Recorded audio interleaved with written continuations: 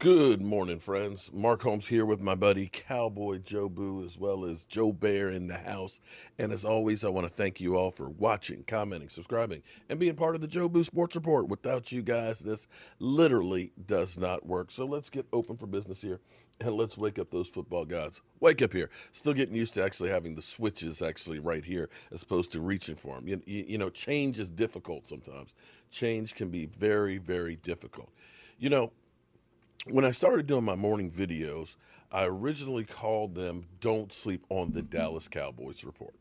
Don't sleep on the Dallas Cowboys because literally things happen late in the evening, late at night, first thing in the morning. So you have to be up to speed with what's going on when you wake up in the morning because shit always happens. You find out Zeke Elliott was in Vegas and ended up, kind of giving a flipper to a guy who did one of the greatest acting jobs in the world, trying to say that he really beat him down.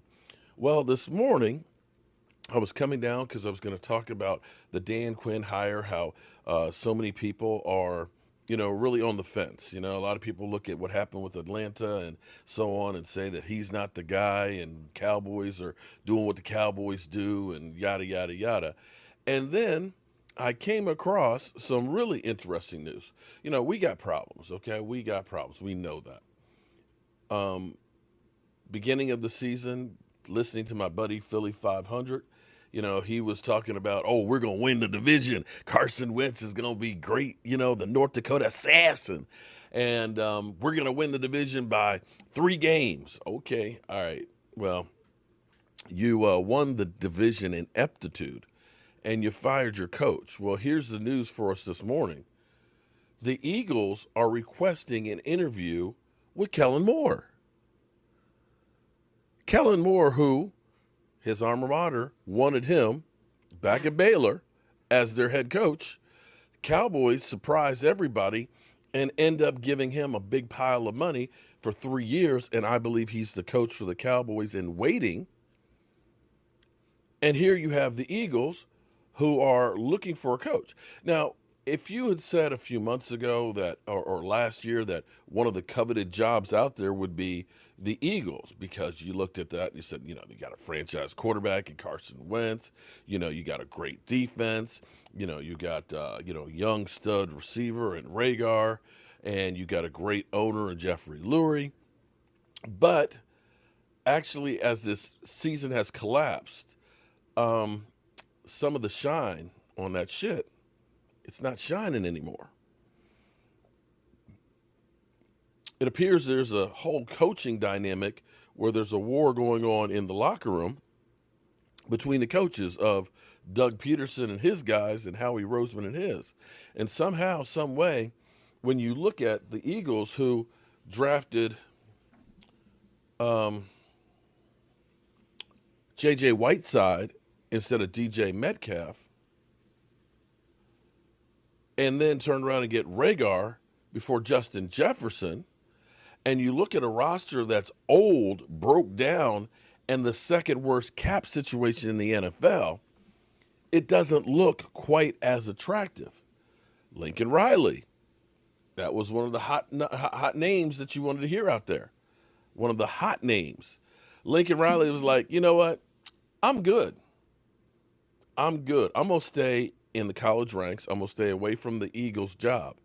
And now you've heard a couple of different people, we heard Eric Bieniemy and things like that. And what's crazy is they're saying that Eric Bieniemy may not get a head coaching job this cycle. And I don't understand that one at all, because when you look at the AFC right now, you look at all the coaches that are still in there, I believe they're all Andy Reid disciples. Andy Reid's coaching tree is actually doing pretty good.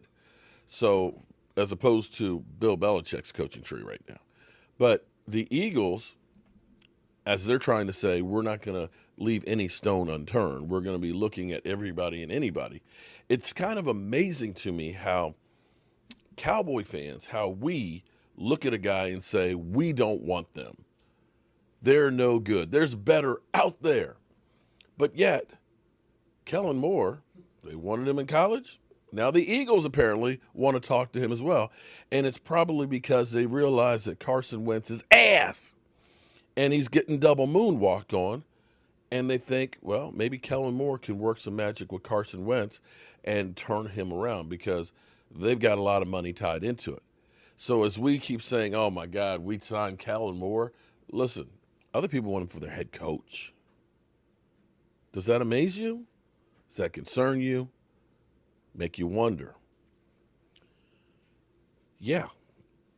And on the same note, we talk about Dak Prescott, my quarterback. So many of you guys say he's not the one. He's not the guy that's going to do it. You know, he's a bum. Get him out of here. Yet, teams are, oh, please don't sign Dak. Please let him go. Please let him walk. We know the 49ers would like to have him. Hell, I've seen Eagles bleeding green say, hey, maybe the Cowboys franchise tag in one more year. We can get him the year after that. I've heard Chicago would like to have him. Denver. Hell, I've heard Washington football fans say they like him. So we need to start being more cognizant of appreciating some of the pieces that we have. Understand that it's not just one guy that's going to make the difference of winning. It's going to be collectively. Collectively, you have to have the best team. That includes quarterbacks. That includes linebackers, defensive linemen, and offensive linemen. You have to have a really good coaching staff. You know, that head coach, that means the coordinators. You need players to stay healthy. And it is next to impossible to get all of these things going together. Now, one more piece that I've been worried about for a few years, and I'm still amazed that nothing's changed on this. Jerry Jones has said, change. I must change. I will change. I'm going to change. The person that I look at that I worry more than anything else for the Cowboys losing would be Will McClain. And as you look through and you think about the Texans who wanted to get an interview with him, I think a year ago or 2 years ago, maybe both years, you look at a situation where they have literally just screwed the pooch. We traded for Amari Cooper, who's been a great addition. Texans traded away Hopkins for a running back. They traded the number one pick to Miami for Tunsil. Not saying that was a bad move, but here it is. They have the number 3 pick, which is going to Miami. Yeah. And that's a team that, because they've been so stupid, they've traded away their first and their number 1. Their team is lacking of talent right now. J.J. Watt is old and beginning to, well, he's been breaking down for years. And how are you going to get better because you don't have any money because of your salary cap situation? So you look at a team like the Texans that's totally mismanaged. And then you look at the talent that Will McClain has brought in. Regardless of what you think, the Cowboys had a great draft last year. CeeDee Lamb, Diggs looks like a real deal at cornerback. You look at Tyler Badass. You look at Gilmore. You got 4 guys that played major minutes that's going to pay dividends down the road. If I'm Jerry Jones, I got to, even if it doesn't change anything that you're doing, just for the sake of making him feel better, say, Will McClain is my GM. You can still do all the other things. I hired Will McClain, and you see how I brought him up in there from the scouting department to now being the GM. Because at some point, other teams see, be it we're not winning Super Bowls, but they see success.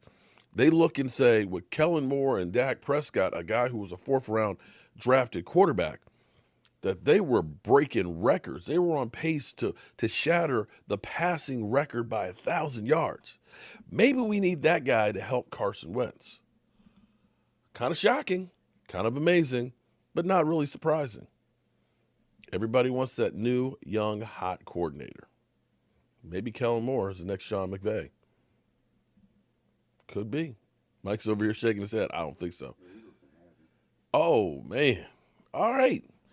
So Michael says the Eagles can have him. On that note, we're going to get out of here. Actually, I'm going to be here today. We're going to be working in the workshop. I got some cabinets I got to build, and we got some more racks we got to get out to you guys. So we're going to stay up on top of this story. I don't want to go anywhere. In fact, I'm going to try and get in touch with Philly 500 and see if I can get his take on that one. All right, y'all. I'll talk to you later. Peace out.